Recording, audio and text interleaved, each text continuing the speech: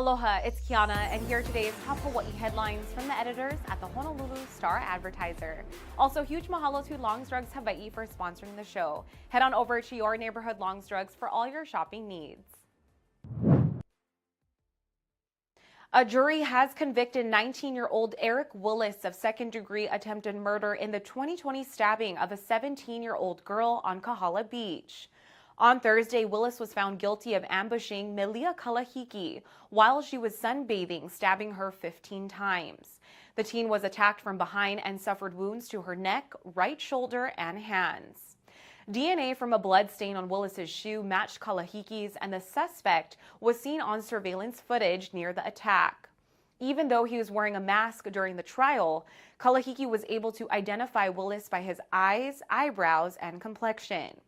The defense said evidence presented by the prosecution was not enough to convict their client. They argued that the victim only caught a glimpse of her assailant and failed to identify Willis shortly after the stabbing. Willis faces life in prison with the possibility of parole. He will remain in custody at the Oahu Community Correctional Center until sentencing in July. The woman in charge of training Hawaii corrections officers and deputy sheriffs has been arrested for allegedly falsifying her credentials to get promoted. Special agents from the Department of the Attorney General's Investigation Division arrested J. Marty Martinez in Honolulu Thursday morning. She was charged with perjury, tampering with a government record, and lying to authorities.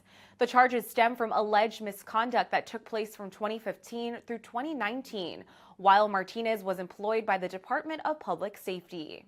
During that time, she allegedly fabricated or altered college degrees, transcripts, and other credentials. She is also accused of lying to the Hawaii Labor Relations Board during an administrative hearing about the documents. If convicted, Martinez could face up to 22 years in prison and more than $40,000 in fines. She was released Thursday after posting $11,000 bail. The state legislature is considering a bill that commemorates King Kauikeaoli Kamehameha III's efforts to restore the Hawaiian Kingdom in 1843. If the proposal is adopted, July 31st would become an official state day of observance, similar to Arbor Day and Lay Day. The bill remembers Kamehameha III's handling of the so-called Paulette Affair. In 1840, Richard Charlton, Hawaii's first British ambassador, arrived and began illegally claiming land on Oahu. After the claims were rejected by Kamehameha, Charlton enlisted the help of British Navy Captain Lord George Paulette, who seized military control of the government. Rather than retake the land by force, Kamehameha chose diplomacy and sent envoys to the United States, Britain, and France. In 1843, Britain sent Admiral Richard Thomas to remove Paulette. Kamehameha was officially restored as king at a ceremony that took place on July 31st at what is now Thomas Square. Health officials have closed a Chinese restaurant in Lahaina after finding live cockroaches, rodent droppings, and a live rat at the establishment. The Hawaii Department of Health's Food Safety Branch issued a red placard to Fu Lin Chinese restaurant on Monday. During a routine investigation, a health inspector saw about 24 cockroaches, rodent droppings, and a live cat in the restaurant's kitchen. Holes where pests can enter were found in the walls, ceiling, and floor. Food debris and grease had also accumulated in the kitchen, and some foods were stored at the wrong temperature. A follow-up inspection revealed improvements, but this time the inspector saw a live rat in the front bar. Roach activity and rat droppings were still a problem. Before being allowed to reopen, Fu Lin is required to work with a professional pest control contractor to clear out the current infestation and create a monitoring and treatment plan.